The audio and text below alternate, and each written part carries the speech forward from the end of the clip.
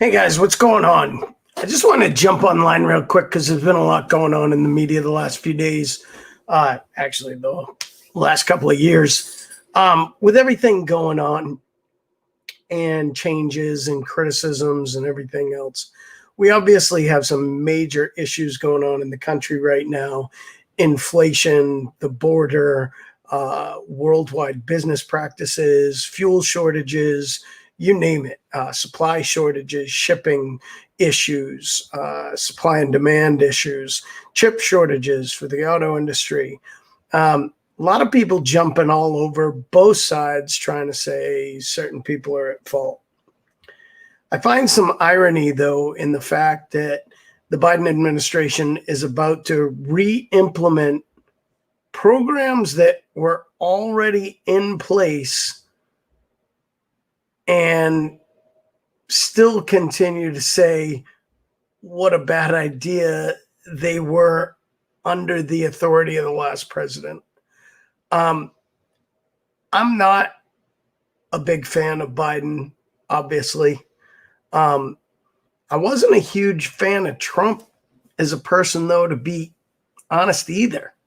However, he had amazing policies that were in place that did make benefits for this country. And we achieved energy independence, which every president up until Biden had tried to set the goal for America to achieve.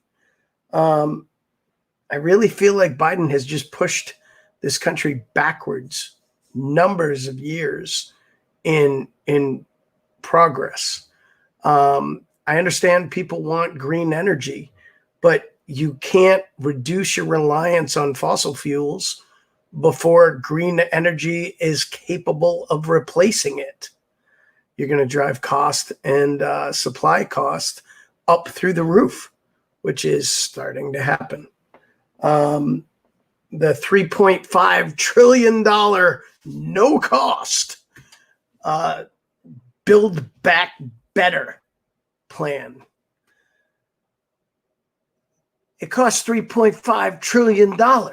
There's no other way to look at it. Taxing the wealthy to try to pay for it sounds great in theory, but believe me, the big guy passes on the cost to the little guy every single time. You're going to pay it at the gas pump. You're going to pay it in your workplace. You're going to pay it one way or another. The little guy always gets slapped with the bill. So don't be disillusioned to the fact that this won't affect you. I think people are already starting to see this. The increases at the pump, the increases in the grocery store, the cost of living is going up high. Yeah, wages are 4.6% higher this year. Great. The cost of merchandise and product for everyday uses is up almost 6%. So we're 1.5% in the hole. It makes no sense. So my concept, bring back better. 2022, vote your way back into getting policies on board that are going to make this country and its workplace stronger and better again. In 2024, vote the right way and take care of this nonsense, because this, to me, is a huge mess that needs to get addressed. The Build Back Better program, while there are certain aspects of things that may be absolutely awesome, the overall program is a huge disaster. And when you start talking about the trillions of dollars in debt that this country is going to be, and they want to eliminate the debt ceiling or the filibuster or anything else, there's so many things that are changing that are just downright scary. So pay attention to what's going on, people. I know everyone on both sides is sick of hearing about it, but pay attention, because you need to stay informed as to what's going on in this country. And I understand that people will argue a conservative doesn't know the difference of what's going on. I understand people are going to argue that liberals are out of their mind and everything else. Listen, the reality is we're somewhere in the middle of it all.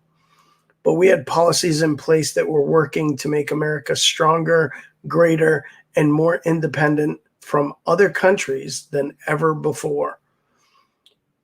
And we turned that on its head.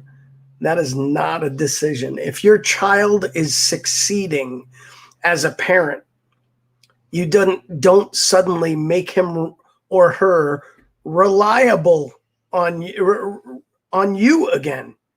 You don't say, hey, you're making $100,000 a year. Congratulations. But I'm going to take your job away and I'm going to have you come back and live with me and I will take care of you. You encourage your child to continue spreading their wings and growing and becoming a better asset. That's what the country should be doing. The government has no place and never has successfully implemented programs to truly take care of its citizens. They're always debacles. Everything, Social Security, Medicare, all the programs, they're all always a mess because once the government gets involved, there's so many steps, there's so many procedures, there's years of paperwork for some of these things. There's years of procedure. It's not efficient to get done when you need it. So if we are a country that has a thriving economy and is alone in being able to support themselves and achieves economic and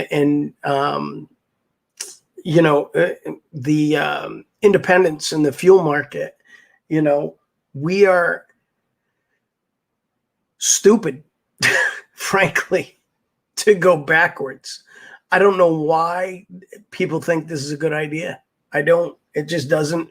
There is no one that can convince me that somehow this is a great idea, what you're seeing play out right now in this country. And it's sad. It's sad. And I hope Build Back Better becomes Bring Back Better. Vote your heart in the next election. Bring better politicians, better policy, and better procedures back into our government where we were succeeding. Energy independence was a huge accomplishment. You're 30 years from being able to successfully eliminate the need for fossil fuels, minimum.